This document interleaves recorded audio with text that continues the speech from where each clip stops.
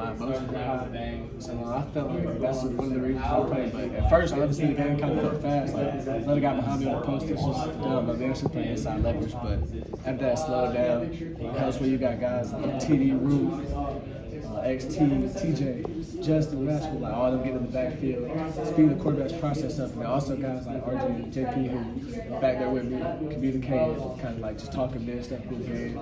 So it was a good game, successful game. I'm glad we were able to come out with a dub, but we got to move on next week. Focus on Florida State. Describe the mindset after the pick six to start off the game. Just got the defense just locked in. Had a great game overall, and like he said, he pretty much did everything out there defensively. Just really was kind of one of the stars of the night.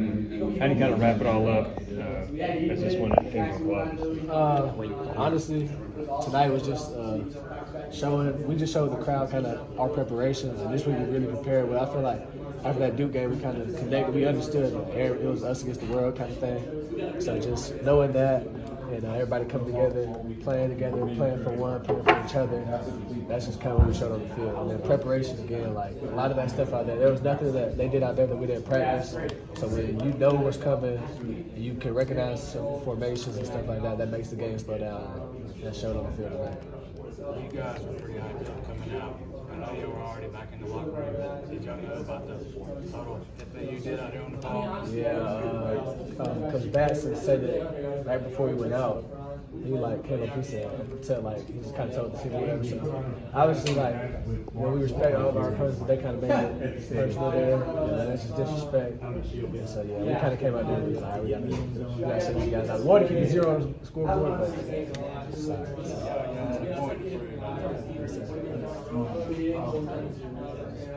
You've probably already been asked about this, but a couple of plays where people make early, I think it's tackle for loss, ends up in the pick six and third down, interception. What do you attribute the plays you're able to make today to? Just film study. Guys like JP and RJ kind of, even McCool, but Kuz didn't play. He practiced when he was getting back into his rhythm, practicing and stuff, but he was one of the first guys, all three of them being vets. They were the first guys figuring out the class schedule, figuring out when they could go there and watch film so that they could kind of give me some keys and stuff they look for in the game. So just preparation and having those guys help me prepare. And, preparation. Were you talking to Andrew much during the game? I talked to him a little bit after that post. The guy got behind the quarterback overthrew it. He was kind of telling me if that wise, I would play inside. Strong is kind of he's real split. Probably told y'all a little too much. He was just he gave me some tips about this too. But really, he just in my ear just be you. I think Tyler was talking about Tyler Brown over there that 100 yards is 100 yards. That's why he's kind of confident going out there. It's just football. I guess is that a similar thing for you? Why do you attribute being able to make some of these plays so early as a freshman despite it's just when you play for. I played football since I was 6. So it's when you play for so long, that's one of the things. Every time I had a bad practice or I got nervous or I got on this, I'm the hardest on myself that any coach is gonna have. And it's just when you play for so long, the coach just tell you, be you, do the stuff. You got here for a reason, do that type of stuff. So when you think about it that way, end of the day, it's just football. We know, they preach it. We're not football, but football's what we do. We're more than just football. So understanding that, again, it's just football. People on Twitter, if I have a bad game, people on Twitter might say Khalil Barnes sucks, but I still got my family, I still got my teammates, I still got people around me, so you don't got to stress it. They put out a clip of you finding your mom after a game. Was that kind of share that? I was crazy. I was trying to find him early. It was just the Paul thing where everybody comes to play, it was cool. I was just where's my mom? Where's my dad? I couldn't find her. But it was cool to share that moment with her right before I went to the locker room, and I love her. She's my biggest supporter, her, my dad. Glad she was here, able to see that. Khalil, good to have a complete performance by the defense a week before you guys are playing one of the biggest games of the week against Florida State. Yeah, it was really important for us this week. Coach Wade just preaches every week improve. We can't have if we had a great game this week, but we go out next week and take a step back, we can't do that. This is the end of the first quarter of the season, first 3 games.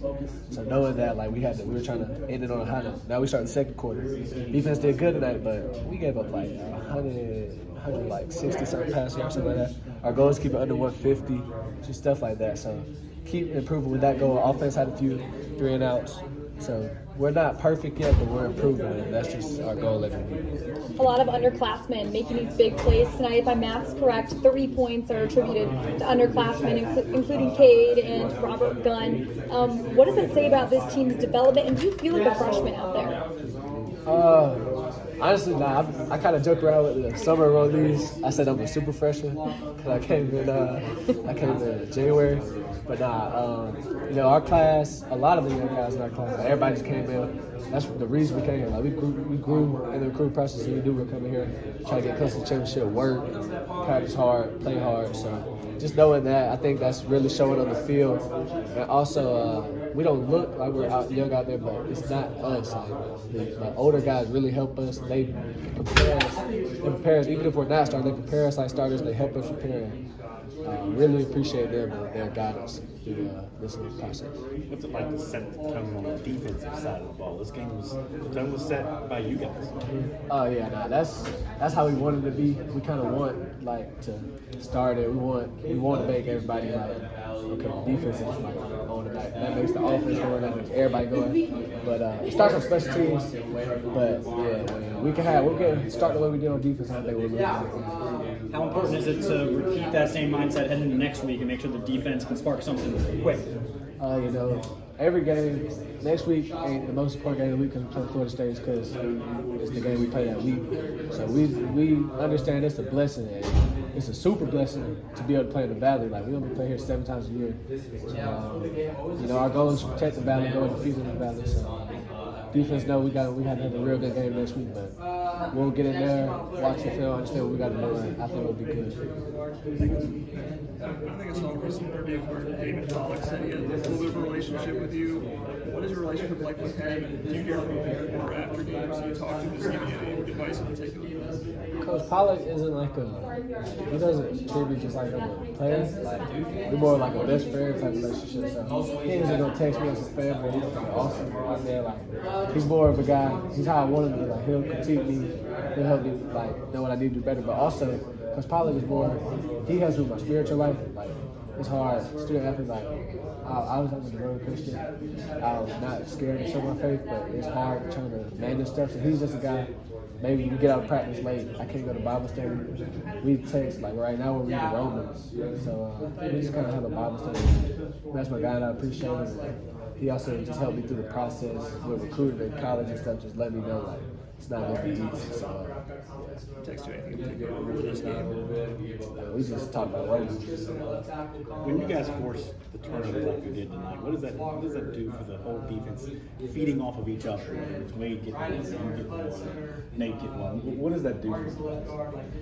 It just increases our confidence, but it's what we do every day. We had Tanoga Tuesday. That day is based on turnovers, so the same stuff that we did out there is the same stuff that we did in practice. So it's not like it's anything new or anything surprising. It's just when we make it in that game, the crowd gets more into it. It's just momentum play. It's just a momentum play for us. So we feed off of it for sure.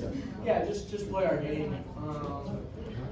Khalil, it was, first time night in the Valley. What was it like? It was exciting. The crowd was jumping pregame. Coming down that hill, I jumped a little bit. I thought it was going to fall. It's going to be a bad night in the Valley now. But it was fun.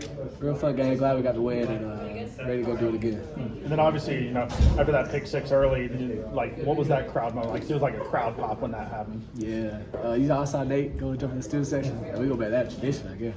But now, we kind of feed off that crowd. And again, like I just told another guy, turnovers like that, they're just kind of momentum plays. So we make as many momentum plays like that. We never lose it. Momentum is a big thing in our game.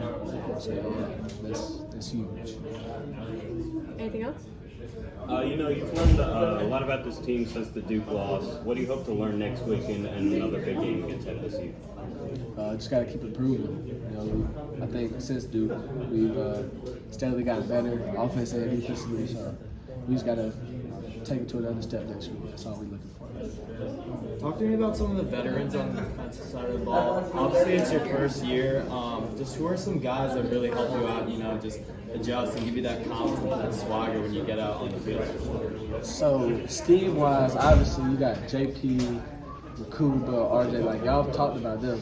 But the guy that goes under the radar is Tyler Venables. He hasn't played this year, but when I came in the spring, anytime I had a question, anytime I wanted to watch extra film, he was the first guy there to help me. So him for sure. But then this week in particularly, the D-line, like Rue, TD, those guys are telling me they trust me. Like they're not worried about me being a liability. Like you know your teammates trust you to be out there.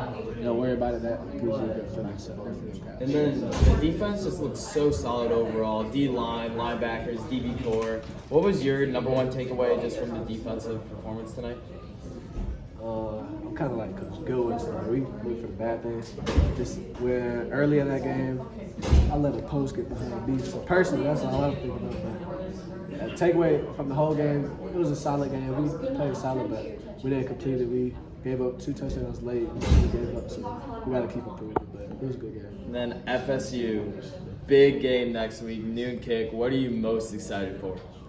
Just excited to have another opportunity to play in the Valley. You know, we only get 7 a year, so just knowing that this is one of those we cannot take advantage of it. It's the biggest game of the year because it's the only one we play this week. So excited to get back out there. Anything else?